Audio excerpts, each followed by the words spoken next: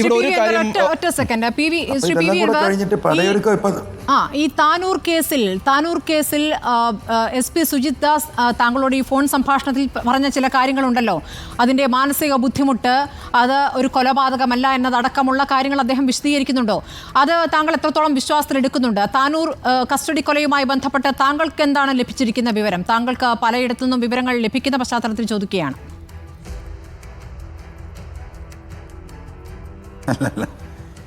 സുജിത് ദാസിന്റെ പ്രസംഗം ഒക്കെ നിങ്ങളൊക്കെ കേട്ടല്ലോ. അതൊരു വേശ്യയുടെ ചാരിത്ര പ്രസംഗത്തിന്റെ അപ്പുറം എന്താ?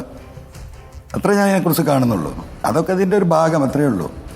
അതൊക്കെ അതിൻ്റെ വഴിക്ക് നടക്കട്ടെ. CBI അന്വേഷിക്കുന്നുണ്ടല്ലോ, CBI നോക്കട്ടെ. അതിലേക്കൊന്നും ഞാനിപ്പല്ല. അതിലും വലിയ കാര്യങ്ങളുണ്ട് ഇവിടെ.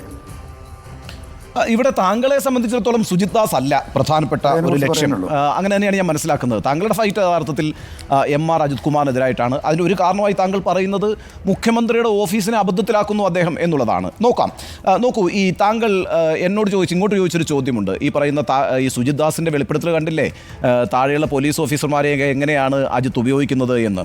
അത് മാത്രമാണോ തെളിവ്? ഇപ്പോൾ ഒരു ഉന്നത ഉദ്യോഗസ്ഥൻ ഒരു കേസുമായി ബന്ധപ്പെട്ട് അദ്ദേഹത്തിൻ്റെ താഴെയുള്ള ഉദ്യോഗസ്ഥർക്ക് ചില നിർദ്ദേശങ്ങൾ കൊടുക്കും. അവരെ പോയി അറസ്റ്റ് ചെയ്യൂ, പിടിക്കൂ, ചോദ്യം ചെയ്യൂ, ചിലപ്പോൾ മർദ്ദിക്കാൻ പറഞ്ഞിട്ടുണ്ടാവും.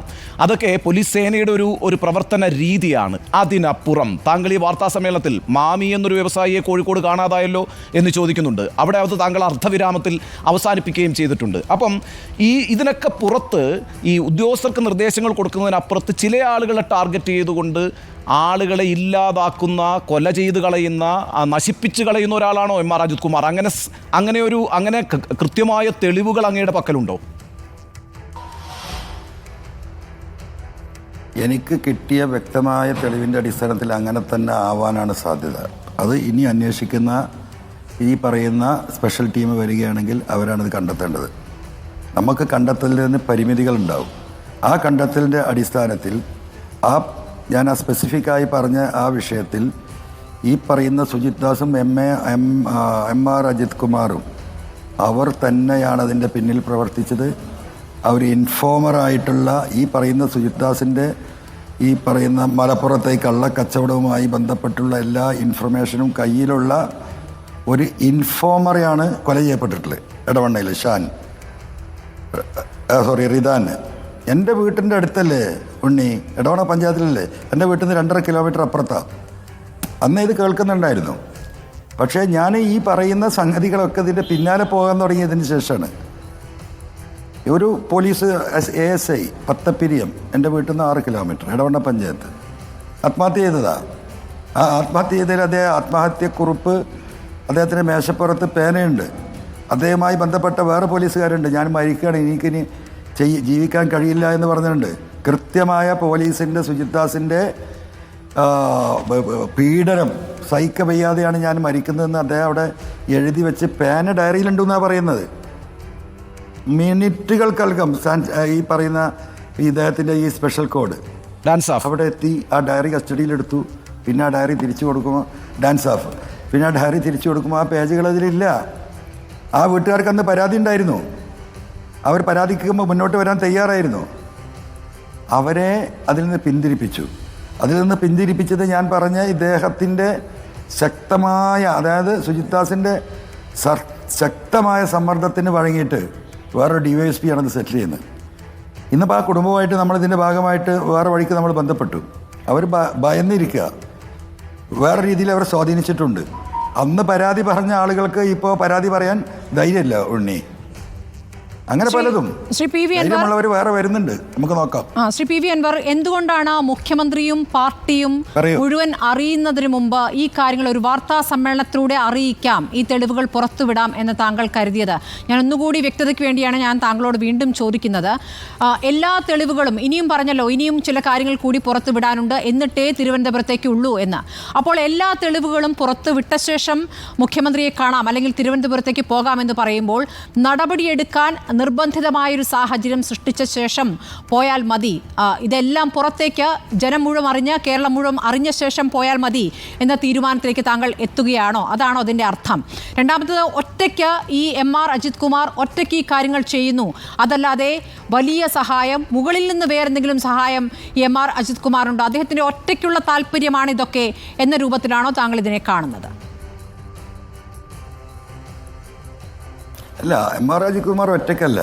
അദ്ദേഹത്തിന് ഞാൻ പറഞ്ഞില്ല, ഇതിനൊരു ഞാൻ നൊട്ടോറിയസ് ക്രിമിനൽ എന്നുള്ള വാക്കാണ് ഇന്നലെ പത്രസമ്മേളനത്തിൽ ഉപയോഗിച്ചത്.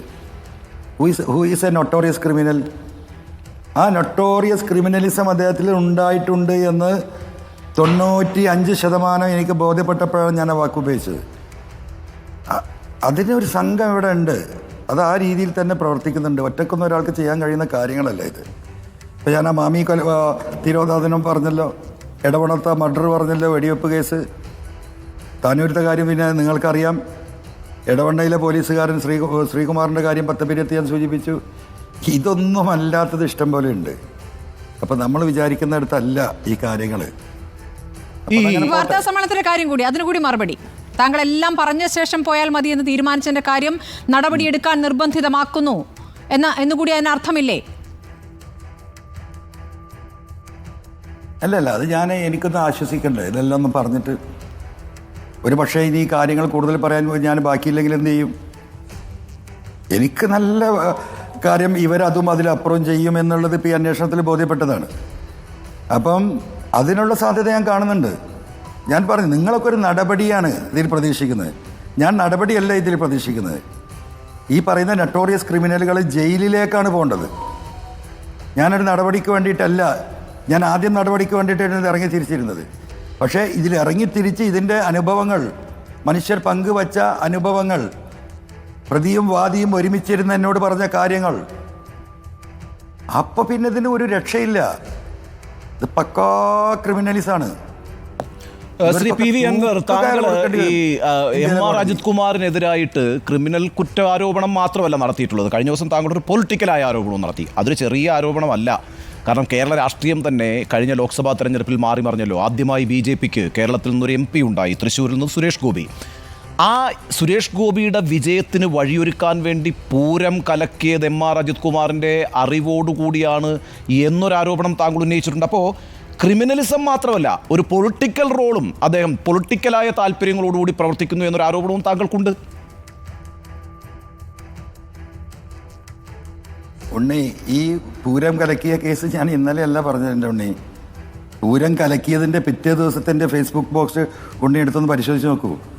M.R. അജിത് കുമാറിൻ്റെ പേര് ഞാൻ പറഞ്ഞിട്ടില്ല എന്നേ ഉള്ളൂ. പോലീസിൻ്റെ ഈ നടപടി പൂർണ്ണമായിട്ടും BJP സ്ഥാനാർത്ഥിയെ ജയിപ്പിക്കാനാണ്. ഇതിൽ വലിയ ഗൂഢാലോചന നടന്നിട്ടുണ്ട്. ഇത് ഗൗരവമായിട്ട് എടുക്കണം.